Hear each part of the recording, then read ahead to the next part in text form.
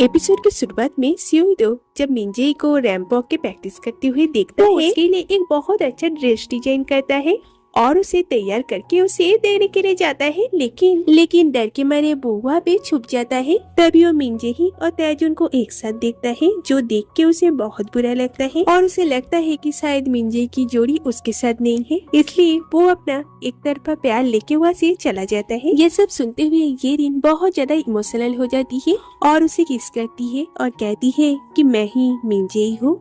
सियोइडो तो उसकी बात सुन के बहुत ज्यादा चौंक जाता है और उसकी ये बात सुन के वो विश्वास कर लिया था कि वो ही मिंजे ही है। लेकिन येरिन वहाँ से भाग जाती है और एक जगह में जाके छुप जाती है क्योंकि खांसते हुए उसके मुंह से खून निकल रहा था। इधर सियोइडो उसे हर जगह ढूंढता है, लेकिन येरिन तो उसे कहीं नहीं मिलती। अपने घर में आके देखता है कि येरिन पहले ही घर में आ चुकी है। येरिन कहती है, मैंने तुम्हारा लव स्टोरी सुन के कुछ ज्यादा ही रिएक्ट कर दी, मुझे माफ कर देना। तो सियोइडो कहता है, तो तुमने क्यों कहा कि तुम मिंजे ही हो? येरिन कहती है, तुमने ही तो कहा था कि आज पूरा दिन मैं मिंजे ही बन के रहूं। सियोइडो को ये सुन के बुरा लगता है क्योंकि वो सच में सोच रहा था येरिन ही उसकी मिंजे ही है। तो ये सारी बातें वो पार्क को आके बताती है। पार्क कहता है, चिंता मत करो, सब कुछ ठीक हो जाएगा। येरिन कहती है, उससे पहले मुझे ये पता करना है कि ये परफ्यूम मुझे कहाँ से डिलीवरी हुई। मुझे बस इतना पता है कि ये कोई पैराडाइज डिलीवरी सर्विस से आया है।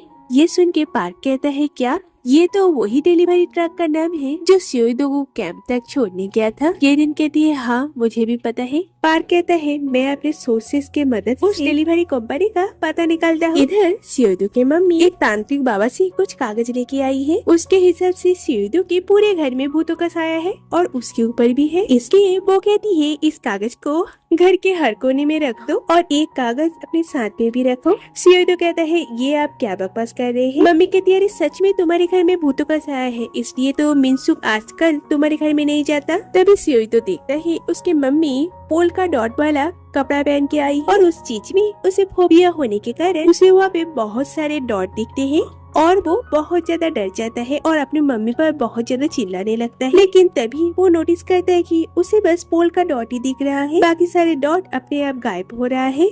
इसलिए वो बच्चों के जैसा खुश होने लगता है। उसकी मम्मी को लगता है कि वो कागज के वजह से ये सब हो रहा है, लेकिन वो येरिन को थैंक्स कहता है। आज अगर उसका ये फोबिया ठीक हुआ है तो वो बस येरिन की वजह से हुआ है, जो बात सुन के उसके मम्मी को भी अच्छा लगता है। इधर इस 5 मॉडल का फोटोशूट हो रहा था क्योंकि इन 5 मॉडल का सिंगल पिक्चर ऑनलाइन में पोस्ट किया जाएगा, जिसमें मॉडल की फोटो को सबसे ज्यादा लाइक मिलेगा वो ही फाइनल राउंड के लिए जाएगा। तो येरिन की फोटोशूट होता है, तभी वो नोटिस करती है एक अननोन पर्सन वहाँ पे आया है। तो ये लड़का मियो का एक्स बॉयफ्रेंड है। मियो ने उससे ब्रेकअप कर लिया, इसी गुस्से से वो आज मियो के ऊपर रिवेंज लेने के लिए आया था। तो मियो जब अकेली बैठी थी, वो मियो के पास आता है और कहता है, तुमने मुझे छोड़ के अच्छा नहीं की, और अपने पॉकेट से एसिड निकालता है मियो के फेस के ऊपर फेंकने के लिए। तभी येरिन उसे आके रोकती है और उससे थोड़ी सी फाइट भी करती है, लेकिन येरिन को धक्का मार के दूर फेंक देती और मियो के ऊपर एसिड फेंक देती है। लेकिन येरिन उसके सामने आ जाती है और उसके पीठ के ऊपर ही वो एसिड गिर जाता है। मियो के बॉयफ्रेंड को तो पुलिस पकड़ के वहाँ से लेके जाता है। इधर येरिन बेहोश हो जाती है। इधर सुयंग और उसकी फ्रेंड्स येरिन की गंदी गंदी फोटो लेने के लिए बैठी हुई थी, क्योंकि अगर ये सारी फोटो वो ऑनलाइन पोस्ट कर देता है तो फिर येरिन की इमेज और ज्यादा खराब हो जाएगी। ये सब देख के सभी तो येरिन पर बहुत ज्यादा इम्प्रेस हो जाती है, सिर्फ सुयंग को छोड़ के। येरिन को जल्दी से हॉस्पिटल में एडमिट किया जाता है। सियोइडो भी वहाँ पे आता है और उसे हान से पता चलता है येरिन की जैकेट ठीक होने की वजह से इसकी बैग एसिड के वजह से थोड़ी सी जल, लेकिन येरिन को बहुत बुखार है इसलिए उसे नहीं आ रही है। तो सियोइडो उसके साथ ही हॉस्पिटल में रुकता है।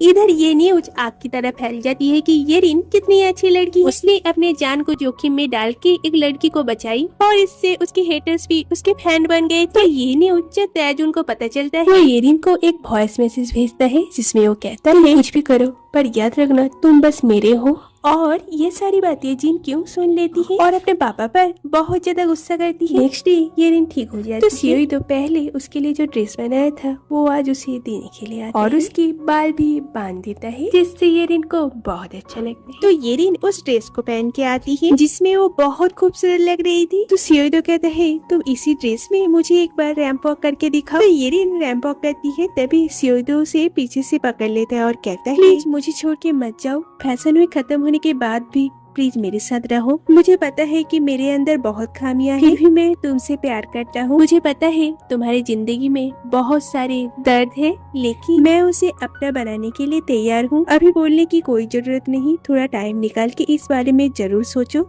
और फिर मुझे आंसर देना। इधर जिन क्यों चुपके से उसके पापा के फोन ले लेती है। सर्च करते हुए उसे वो वीडियो मिल जाती है, जो देख के वो बहुत ज्यादा शॉक हो जाती है और अब उसे भी लगने लगता है कि येरिन ही उसकी माँ है। इसलिए वो नेक्स्ट डे येरिन से मिलने के लिए जाती है, लेकिन कुछ भी नहीं बोल पाती और वहाँ से चली जाती है। उसके बाद येरिन और पार्क मिल के उस डिलीवरी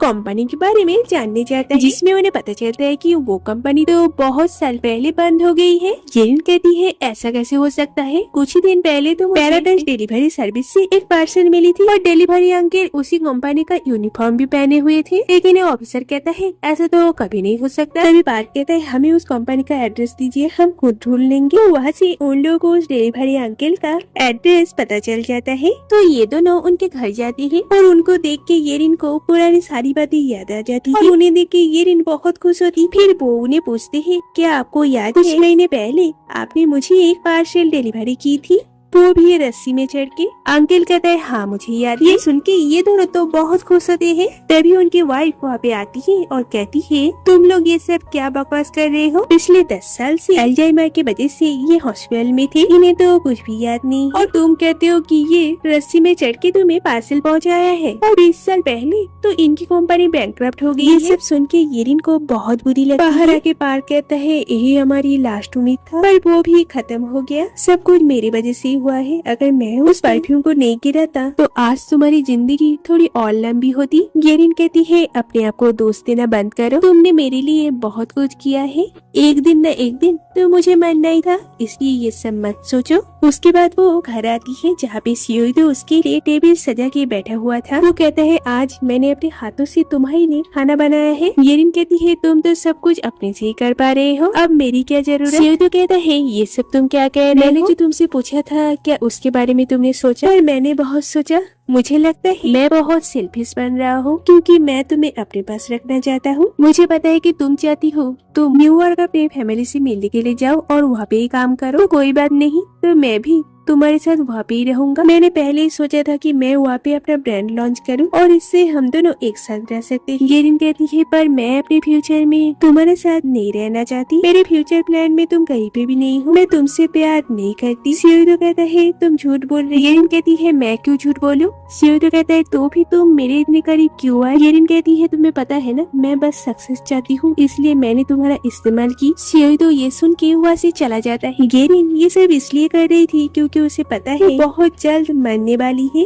वो चाहती है कि उसके जाने के बाद सियोइदो उसकी वजह से कोई तकलीफ न हो। नेक्स्ट डे सियोइदो से कहता है तुम चाहो तो फैशन वीक खत्म होने तक यहाँ पे रह सकते हो, और येरिन अंदर जाके बहुत ज्यादा रोती है। तो इस सब से सियोइदो बहुत ज्यादा टूट जाता है। हान उससे मिलने के लिए आती है तो कहता है मैं बहुत ज्यादा बेवकूफ हूँ ना, मैं हमेशा लोगों को विश्वास करता रहता हूँ, जिससे मैं सबसे ज्यादा प्यार करता हूँ वही मुझे छोड़ के चला जाता है। हान कहती है मैं तुम्हें कभी छोड़ के नहीं जाऊंगी, चाहे कुछ भी हो जाए, मैं हमेशा तुम्हारे साथ हूँ। नेक्स्ट डे कंपनी में जब सभी मॉडल हान से मिलके वहाँ से जा रही थी तभी वहाँ पे सियोइदो आता है। हान कहती है एक नया रेस्टोरेंट खुला है, क्या तुम मेरे साथ वहाँ पे जाओगी। सियोइदो हाँ कह देता है, जो येरिन को बिल्कुल भी अच्छी नहीं लगी। उसके बाद वो जब प्रैक्टिस कर रही थी तभी वहाँ पे मिंसू आता है और कहता है मुझे पता चला सूट के टाइम तुम्हारे साथ क्या हुआ था, मुझे माफ कर देना, मैं तुमसे मिलने के लिए नहीं आ पाया। येरिन कहती है कोई बात नहीं, मैं अभी ठीक हूँ। मिंसू कहता है येरिन मुझे लगता है तुम्हें डॉक्टर के पास जाना चाहिए, तुम शायद कोई वायरस से इन्फेक्टेड हो गए हो, इसलिए तुम कभी कभार ओल्ड लेडी में बदल जाती हो, मैं तुम्हें अच्छे से अच्छा डॉक्टर दिखाऊंगा। येरिन कहती है